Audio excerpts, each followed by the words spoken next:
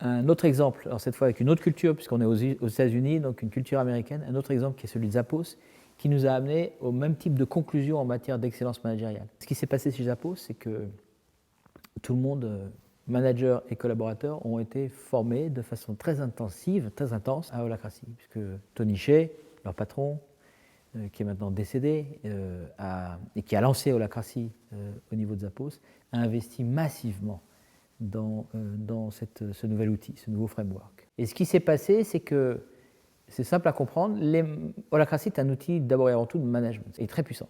Et du coup, les managers, quand ils ont été formés, ils ont tout de suite compris l'intérêt.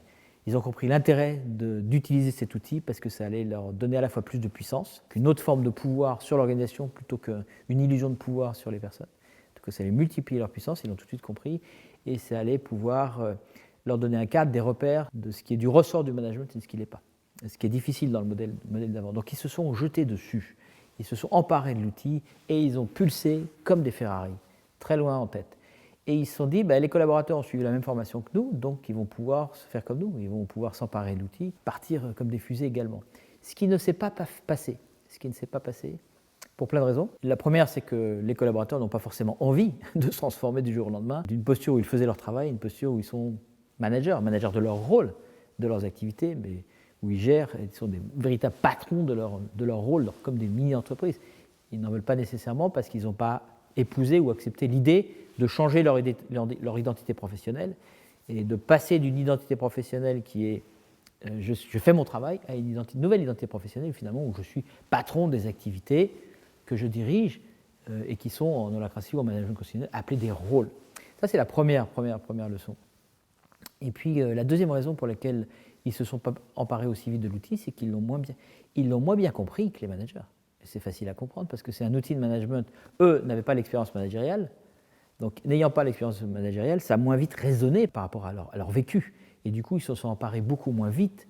Ils ont moins bien utilisé l'outil au départ, ce qui est facilement compréhensible. Puis le troisième élément, j'en reste à trois, il y a d'autres raisons, mais déjà les trois raisons principales. Le troisième élément, c'est que les managers chez Zappos, pour beaucoup, ce sont des gens qui sont extrêmement brillants, c'est des gens qui ont beaucoup de charisme, on pourrait dire. Tony Hsieh, que j'ai eu l'occasion de rencontrer à plusieurs reprises, pour avoir été le voir à Las Vegas plusieurs fois, eh bien, Tony Hsieh, c'est un type qui n'était pas très grand, mais quand il rentrait dans une salle où vous étiez en train de discuter avec des gens, vous sentiez, lorsqu'il rentrait dans la salle, même si vous ne l'aviez pas vu, vous sentiez dans la salle que l'énergie avait... C'était palpable, l'énergie avait changé, tellement il dégage. On parle de charisme, je ne sais pas quels sont les bons mots, mais ce type-là, il dégage, vraiment il dégage. Et des comme Tony, il y en a un paquet chez Zappos, ce qui n'est pas étonnant. Et donc, c'est vrai que quand vous êtes collaborateur et que vous êtes face à un Tony Hsieh, ou face à un manager doté d'un certain charisme, d'une certaine puissance qu'il dégage, c'est difficile de se considérer de pair à pair. Donc vous ajoutez ces trois choses en même temps pour un collaborateur. Moi je fais mon boulot, je n'ai pas forcément envie de changer mon identité professionnelle et de me considérer comme un patron d'un mini-business qui sont constitués par mes rôles. Deux, l'outil, oui, mais je n'ai pas le vécu managérial qui me fait m'emparer de l'outil à la vitesse de l'éclair. Et puis trois, oui, c'est vrai que quand je suis face à Tony Hsieh, même si je maîtrisais l'outil, même si j'avais envie d'être un patron, ce type-là, il dégage tellement que j'ai tendance à le mettre sur un piédestal. Et en même temps que je le mets sur un piédestal, c'est sûr que je me sous-estime ou je me mets en dessous de lui. Il faudrait rajouter le lien de subordination. Enfin, il y a d'autres raisons, mais déjà, se limiter à ça pour que vous compreniez le goût.